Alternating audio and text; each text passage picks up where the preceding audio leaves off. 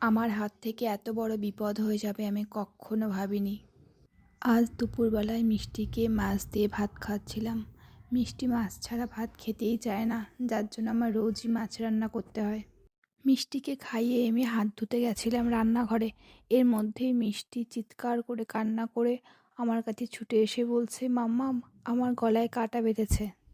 মিষ্টি তো সমানে কান্না করেই যাচ্ছে। মেয়েকে একটু শান্ত করে আমি বলি, মা একটু করো তো দেখি কোথায় তোমার কাঁটা ফুটেছে।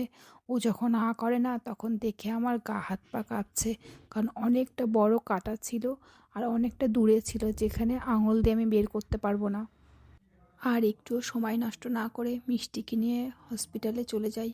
কিন্তু ডক্টরকে দেখি মিষ্টি অনেকটা ভয় পেয়ে গেছে, কিছুতেই করছিল না, আর দেখতেও পাচ্ছিল না কাঁটাটা কীভাবে রয়েছে। মোবাইলে ছবি তুলে তারপরে ডক্টরকে দেখিয়েছি। ডক্টর দেখে বলল, ও তো এমনি করছে না, ওকে বেডে শুয়ে কাঁটা বের করতে হবে। 3 জন মিষ্টিকে ধরেছিল, মিষ্টি তো সমানে কান্না করেই যাচ্ছিল, কিন্তু কাঁটা বেরোনোর সঙ্গে সঙ্গে মিষ্টি যেন পুরো সুস্থ হয়ে গেছে।